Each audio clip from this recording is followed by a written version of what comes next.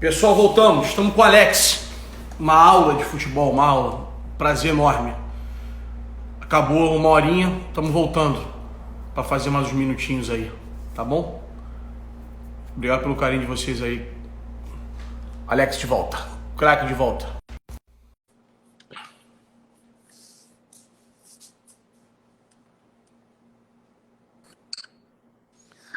Volvemos. Voltamos. Obrigado.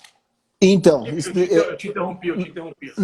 na continuidade, eu sou o contrário do que os caras, do que os caras viram. Eu vou te dar um exemplo. Primeiro ano, tô lá no meu primeiro ano e não tô entendendo nada que tá acontecendo. E a bola longa para cá e bola longa para lá e acaba o jogo 2-1 para nós, 2 gols meus. Aí o jogo vai, eu não toco na bola isso, não toco na bola aquilo. Minuto 88 eu pego a bola e vou, faço alguma coisa, ganhamos o jogo com uma jogada minha. E aí o treinador que tinha me levado o alemão, ele percebeu que eu podia ajudar com essa coisa de, em algum momento do jogo, inventar alguma coisa e ser bom pro time dele. Ele começa a ajeitar o time para ficar bom para eu jogar. Que bom. Só que fora existe um questionamento. Pô, por que você vai mudar o time pro cara jogar? A gente jogou a vida inteira assim, não pode mudar e tal, aquela coisa toda. Aí acaba o jogo, acaba o ano, a gente é campeão e eu sou vice-artilheiro do campeonato. Eu briguei na artilharia com o cara até a penúltima rodada. Na penúltima rodada o cara meteu 6 gols e eu fiquei para trás. O cara fez 30 e eu fiz 24. Mas até a penúltima rodada a gente tava junto. Mas aí sempre existia um questionamento. O cara não faz gol no clássico. Aí fui lá e fiz gol no clássico. O cara só faz gol em clássico em casa. E fomos jogar fora, vitória fora do clássico com gol meu. Mas o cara não faz gol na Europa. Aí vou lá, faço gol na Europa. Mas esse time só ganha dos times da Turquia. Aí chega o Zico... fazemos uma campanha legal na UEFA e legal na Champions. E aí você vai para as coisas do final, por exemplo, o maior artilheiro do clube a nível europeu sou eu. O maior artilheiro da Copa. Eu tô falando estrangeiro, sou eu. Tem os números estrangeiros, os meus são os maiores. Mas tem números, por exemplo, artilharia e passe para gol direto a nível europeu. Eu estou na frente, inclusive, dos jogadores turcos. Então, assim, toda hora existia uma coisinha que eles falavam, eu dava sorte, ia lá e pum, quebrava aquela história. Dava sorte, é foda. Dava sorte se fosse eu, porra. Mas o mais legal era isso. E aí, por exemplo, eu peguei situações assim. Tinha um centroavante nosso lá que um dia ele deu uma entrevista e falou assim: cara, eu devo ter 80 gols no Fenerbahçe, 40 foi com jogada do Alex. Aí você pega o Fábio Luciano, fiz 20 e tantos gols, 15 foi com passe do Alex. E aí os outros jogadores vão te dando moral, porque existia uma coisa assim, dentro, interno, não existia dúvida comigo. As pessoas iam me ajudando e tal, e vamos embora. Mas fora existia. Pô, será que é isso? Será que não Demorou quanto tempo para não existir mais? Até o terceiro ano. 3 anos disso, dessa loucura? Até o terceiro ano. Porque depois do terceiro ano, até o meu primeiro gol na Champions, que foi no terceiro ano, né? Porque no primeiro ano eu não consegui fazer gol, no segundo ano eu joguei melhor, mas também não consegui fazer gol. Não, minto. O gol foi na segunda Champions. Até ali existia isso, né? Tem uma história que é muito boa. Quem me conhece acha que eu tô na preguiça, que eu tô lento e tal. E aí eu cheguei no Fenerbahçe, um calor no verão europeu, assim, um calor absurdo. Chego com um tradutor, né? Primeiro dia de treino, bermuda, chinelo. Aí, pô, eu desço e começo a olhar assim as instalações. Eu nunca tinha ido no CT, né? Claro. Então, da onde ele estacionou até a porta, eu levei uns 10 minutos.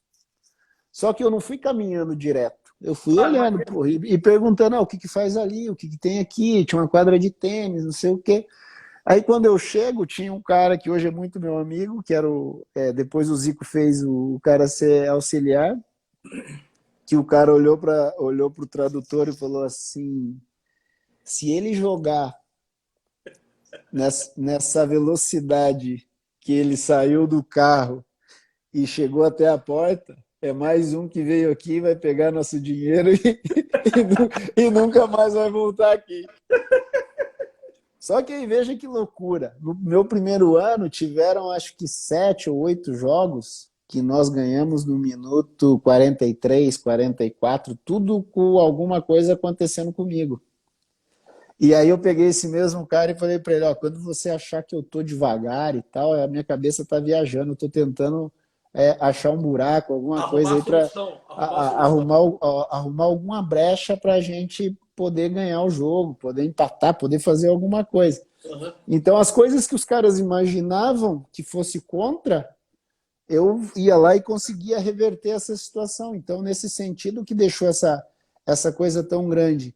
E essa coisa do sentimento, eu acho que Curitiba, Palmeiras e Cruzeiro, os caras têm um carinho grande por mim. Pô, Não é menor do que é do Turco. Mas perfeito. do turco é diferente, cara. O cara é mais participativo, o cara entra, o cara fala. Se ele te vê, por exemplo, ele quer te agarrar, ele quer estar perto, mas aí é uma coisa mais é Cultural. uma coisa mais cultural. Eu, por exemplo, eu passeio nas Perdizes, no bairro do Palmeiras, eu vou encontrar 3, 4 palmeirenses, vão dizer, oi, beleza, tudo bem, obrigado, 99, foi lindo, vamos bater uma foto. Se eu fizer o mesmo em Curitiba, como eu faço sempre, mesma coisa. BH parecido, mas lá se eu encontro um cara na rua, esse cara já vai me parar, e já vai ligar para alguém, já vai trazer, mas aí é mais, por isso que eu estou dizendo que é cultural, é mais aquela coisa de vamos montar nesse momento de Covid, não é legal porque a gente tem que evitar a aglomeração. Alex, a tua carreira do Juninho e a de outros jogadores, mas vou pegar esses dois exemplos. Vocês mudaram a história do clube, né? O Fenerbahçe, do Lyon e tal, são muito marcados, assim.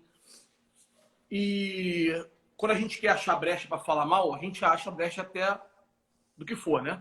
Até do Messi. Eles conseguem, né? Eles conseguem. Até no Tem gente Messi. que Até no consegue. Messi.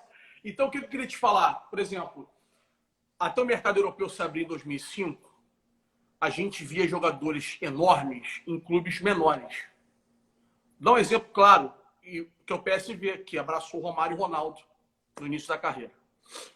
E hoje é impossível o Romário e o Ronaldo pisarem no PSV. Simples assim. Seria impossível. Você teve proposta para sair, por mais que fosse mais difícil sair na época, você teve proposta para sair para clubes maiores e preferiu, como o Juninho já disse que teve, preferiu a cultura, preferiu a estabilidade, preferiu o respeito ao clube. Você teve essa opção de carreira ou nunca teve algo tão grande que batesse na sua porta? Porque não é possível. Teus números eram muito grandes, entendeu? Não, tiveram. Mas Inclusive na primeira teve. Mas para mim é muito simples. A primeira eu fui por dinheiro, porque o e tem contrato que ir era mesmo. Tem que ir mesmo. porque o contrato era absurdo, o contrato era muito grande, era muita diferença.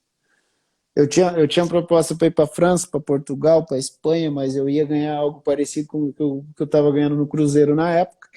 Então a proposta era muito alta, era muito grande. E outra, eu tinha 27 e eu já tinha tido um problema com o Parma na Itália. Então eu não queria mais ter essa situação. Então eu fui por dinheiro mesmo. Claro. Só que aí veja que loucura. Eu estou acertando 2007 com o Dortmund. E preciso atender os caras e tal. Você imagina o que os caras fizeram? Os caras meteram segurança na porta do meu prédio. Ninguém Os entra. caras quem? Os caras do Fenerbahçe. Ninguém entra e ninguém sai. É sério. É sério. Que fofo, né? Que fofo. A boa recepção, né? Seu Juan Figa, que era o meu agente na época, queria me visitar. Eu tive que buscá-lo no portão, porque o segurança não deixava passar. Imagina, o segurança do clube na portaria do meu prédio. Na portaria do seu prédio? Na portaria do meu prédio, porque Eu o achei que dono fosse do... a concentração do hotel. Não, não, do meu prédio. O dono do meu edifício ele era um torcedor do Fenerbahçe fervoroso e tinha relação lá com o Tu pessoal. não podia nem fazer um xixi fora do pinico que ele falava Mora, alguma coisa. morava eu e mais alguns jogadores lá e os caras puseram segurança armada na porta do meu prédio. Só que aí o que que acontece? Aí nessa segunda foi 2007, quando eu tinha a possibilidade de sair e os alemães estiveram mais perto, principalmente o Dortmund, eu dei um ok pro Dortmund e vim pro Brasil, praticamente acertado com o Dortmund. Isso que no final da primeira temporada. No final do meu primeiro contrato, 2007.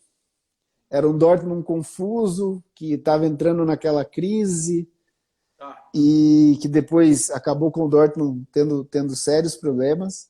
Sim. Então, eu conversei com outros times também, só que aí entra naquela história. Eu já tinha 3 anos, eu conhecia bem a situação do país, eu conhecia bem a situação do clube. Eu já tinha ficado fora da minha segunda possibilidade de Copa do Mundo, que era a Copa da Alemanha em 2006. E aí você começa a ponderar outras coisas. Financeiramente é uma, familiar é outra. Eu vou ambicionar o quê? Para que me serve jogar em tal lugar ou não? E aí acabo renovando com o Fenerbahçe. E tem uma coisa muito louca que a minha mulher falava assim para mim: é uma decisão sua, porque é uma decisão profissional, você sabe, a gente encara e vai para qualquer lugar. Show. Mas se você resolver ficar aqui, você tem que ganhar parecido com o que você ganharia numa liga maior. E você tem que ficar aí para fazer história, para virar estátua. Ela brincava. E no final eu acabei virando estátua. Ela meio que profetizou. Na primeira vez, quando eu vou em 2004, eu pondero muitas coisas. Pô, será que eu vou? Será que eu não vou? O desconhecimento do país também devia pesar, né? Mas aí a parte financeira foi Era lá em muito cima maior. e fui por isso. Na segunda, não. Na segunda eu já tinha outros pensamentos, eu já conhecia o clube, já conhecia a liga, já sabia os pensamentos. Jogar futebol lá é espetacular, é algo assim O surreal, fanatismo é absurdo a torcida, né? é absurdo, não pode ter lugar parecido maior que aquilo, eu não conheço. E a satisfação, porque assim, é uma liga desconhecida, mano. Nós estamos falando de um clube que tem 30 milhões de torcedores, né? 30 milhões? 30 milhões de torcedores.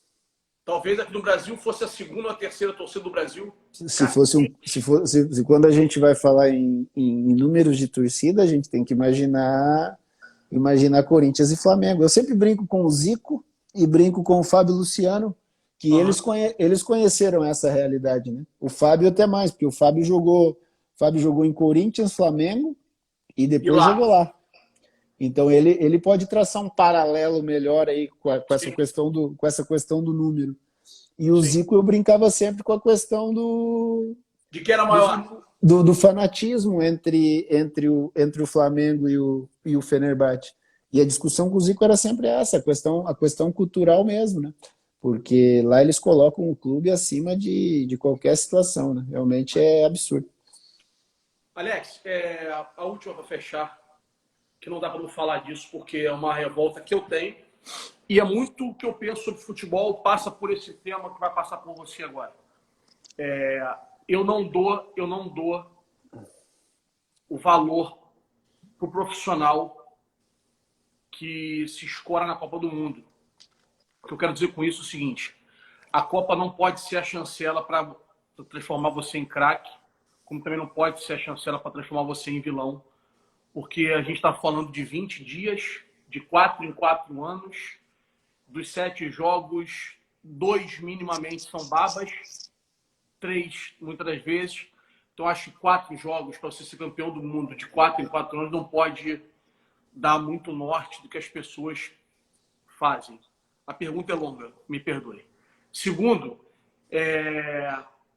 como não ficar marcado com sentimento ruim, porque para não ter te levado para uma Copa do Mundo, não dá para ser futebol, só pode ser outra parada. Não cabe, na minha cabeça, minimamente, não cabe o Alex não vai a uma Copa do Mundo. É agressor, pesa muito. E o Brasil e a Argentina, eu sempre falo isso, permitiu a técnicos antigos a errarem. Exemplo, não levou o Alex, mas levou o fulano. Tá bom, o Alex é melhor, mas é perto, entre aspas e tal. Os outros países não tinham isso, essa justiça muito grande, era difícil ter. Brasil e Argentina tem. O Tevez ficou fora. E outros exemplos. Mas, no teu caso, primeira pergunta. Te machuca não ter uma Copa do Mundo? De verdade, te machuca? Porque eu tenho um sentimento de injustiça. E segundo, você concorda comigo que a Copa do Mundo não pode marcar tanto um atleta assim para definir ele, já que estamos falando do esporte coletivo? Desculpa o alongamento da pergunta. Não, tranquilo, sem problema. Vou começar pela segunda. A mim nunca me marcou, antes mesmo de eu participar disso. Eu, por exemplo, a primeira Copa do Mundo que eu assisti como jogador de futebol profissional, e aí eu entendi que o sentimento de torcedor era uma coisa e o sentimento de quem tem a possibilidade de participar é outra, foi a de 98. Eu jogava no Palmeiras, nós estávamos concentrados e vimos ali a Copa, vimos a derrota brasileira para a França, inclusive depois com jogadores que lá estavam vindo para ser nossos companheiros, o César Sampaio, o Júnior Baiano. E depois eu começo a participar do processo todo que é jogar na seleção brasileira. Então eu estou na seleção brasileira na primeira partida após a Copa da França ali, que foi Brasil e Iugoslávia lá em São Luís, no Maranhão. Então eu nunca dei esse norte, até porque eu sou apaixonado pelo Zico. Para mim foi o maior jogador que eu vi. Então os caras falam, sempre vem com essa gracinha, o Zidane e o Zico. Eu falo, cara, esqueça, põe qualquer um para comparar aí, que eu só não vou comparar com o Pelé, porque eu não vi, não preciso ver, e o cara tá acima de qualquer coisa. Mas dos que eu vi, ali eu sempre vi, o cara na seleção fracassou, errou a penalidade contra a França em 86, aquele tipo de coisa. Então eu nunca tive esse apego muito grande com essa história. E depois, passados tantos anos assim, você me fez a pergunta, fica um sentimento, uma tristeza? Hoje, 2020, não. Hoje, 2020, muito bem resolvido. Se você me faz essa pergunta, por exemplo, 2007, 2008, aí eu ia te dar outra posição, porque aí eu ia mostrar o que estava acontecendo naquele momento, como funcionava e tal. Mas hoje, 2020, não. Eu encaro assim, eu aprendi ao longo dos momentos que seleção brasileira não tem coerência. Seleção brasileira tem preferência.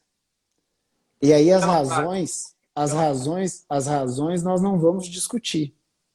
Perfeito. Porque, cara, no meio do futebol, a gente falando de futebol profissional, razões existem, variadas razões. E aí não cabe numa live. Se eu falar de repente o que eu penso, eu posso até ser processado na frente, mas tem uma gama de situações que te levam a ser preferido ou preterido. O que eu costumo dizer é o seguinte, parte técnica, jogador de futebol, eu tinha condições de participar. Das 3, de 2, de 6 e de 10. Isso, ninguém me tira esse sentimento. E a minha carreira mostra isso, mostra as minhas condições. Então, por exemplo, hoje eu ouço assim, mas o Alex jogaria no lugar de quem? Jogaria no lugar do Kaká, que foi o melhor jogador do mundo. Peraí, o Kaká foi o melhor jogador do mundo? Depois.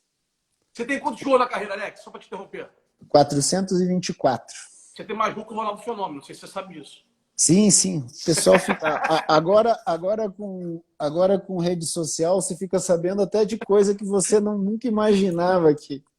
O Ronaldo tem 415 gols E você tem quase Então, 24. mas aí, lembra no início, a gente falou da polarização, daquela coisa aí, por exemplo, um cara vai e coloca que eu tenho mais gol que o Ronaldo, aí vem um outro e fala assim, mas pô, o Ronaldo machucou, o Alex não jogou nem metade do Ronaldo. Ninguém falou nada disso, Ninguém fala disso. o cara só falou o seguinte, fulano fez 10 e ciclano fez 8. Ninguém não tem essa discussão. Então, quando a discussão surge assim, eu acho engraçado, eu dou risada porque Pô, eu não tenho paciência, não, Alex. Eu não, eu preciso. tenho. Eu Não, tenho, não, não. eu Eu tenho, percebo você na televisão. Desculpa eu brincar. tenho. Não precisa embarcar na minha, não, para você não ganhar processo. Eu Não, vejo, mas eu não caio, já estou acostumado. eu vejo nitidamente na televisão, nitidamente, quando o assunto está passando e eu consigo ler esse pensamento, tipo assim, estão falando merda. Não, pelo seguinte, cara, E você fica opiniões. aqui, ó. Aqui na paz de Cristo, aqui, ó. Aqui. É, por exemplo, a questão do Filipão, os caras falam assim: você é puto com o Filipão, treinador? Não tenho nada contra ele. Treinador escolhe quem ele quiser. Aí você vai falar como pessoa? Não, como pessoa não sento com ele para almoçar, porque não vai agregar nada aquele nosso encontro. Entendeu? Então, esse é o tipo de coisa. Agora, dizer que fulano foi melhor ou pior devido à Copa do Mundo, aí é. Aí, Cara, obrigado, meu Deus. Obrigado, Senhor. entendeu? Obrigado, Senhor. Obrigado. E essa Eu, chance de melhor do mundo tá indo pela mesma linha da Copa do Mundo, né? Você sim, ganhou. Não, logo você é melhor. Não, mas peraí, a conjuntura não é essa. Porra. sim. E tem uma coisa que é assim, isso eu tenho falado muito com o Djalma. Tem um jogador famoso. O cara, por alguma razão, é famoso. Ele vende bem propaganda, algum comentarista fala dele, e aí o cara ganha fama. Sim, E tem o cara que tem qualidade, mas ele não tem muita fama. sim. Por alguma razão, ele não tem muita fama. Eu vou dar um exemplo de um cara que eu acho que o cara jogou muita bola, chamado Alex Dias. Tá. Poucos falam do Alex. Poucos falam do Alex. Eu não sei se eu acho ele do tamanho que você vai expressar, não sei. Não tô expressando o tamanho, não é isso. Tô falando o Alex jogou muita bola. Até porque existem prateleiras para você dividir. Eu, por exemplo, jamais vou pôr o Alex na prateleira do Romário, não é isso. Não, claro. Já. Ninguém vai fazer. Eu pelo menos, não vou fazer. Mas eu não vou tratar o Alex como um pé duro, porque ele não era um pé duro. Não, longe disso. O Alex, Inclusive, tinha um hábito dificílimo, que era carregar ela no alto, que era uma coisa inacreditável. que ele era muito bom jogador. Muito bom. Muitíssimo bom jogador. Por exemplo, Marcelo Ramos, no Cruzeiro. Se ele faz os gols dele e nas equipes de Rio e São Paulo, a prateleira do Marcelo é 2, 3 para cima. Por quê? Porque aonde a exposição é maior. Sim. Por exemplo, o Marcelo faz um gol numa final de Campeonato Mineiro que quem lembra? Quem torcia para o Cruzeiro. Aonde fica a situação do Campeonato Mineiro? Em Minas. Onde fica a situação do Campeonato Carioca e Campeonato Paulista? Ela se espalha. Sim, perfeito. Ela se espalha.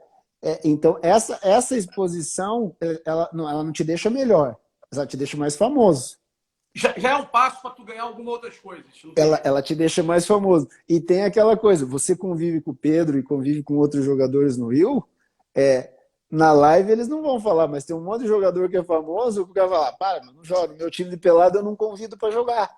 Tem, você é amigo dos caras, você ouve isso. Então, sim, assim, trazendo para a Copa do Mundo, tem jogador que foi à Copa por alguma razão não ganhou. Acontece em alguma situação lá que normalmente em 90 minutos se define, ou a teu favor ou contra. Tem os que não tiveram a oportunidade de ir, mas isso não deixa a não situação diminui o cara. a situação de carreira não diminui. E tem o cara que foi, que talvez tenha uma carreira menor do que aquele que não foi, mas por alguma razão lá ele estava, lá ele teve méritos para estar, e ainda teve a sorte de participar e de ganhar. O que no final das contas, e o final das contas é agora, pós-carreira, o que fica é o sentimento esse da pessoa, do trato.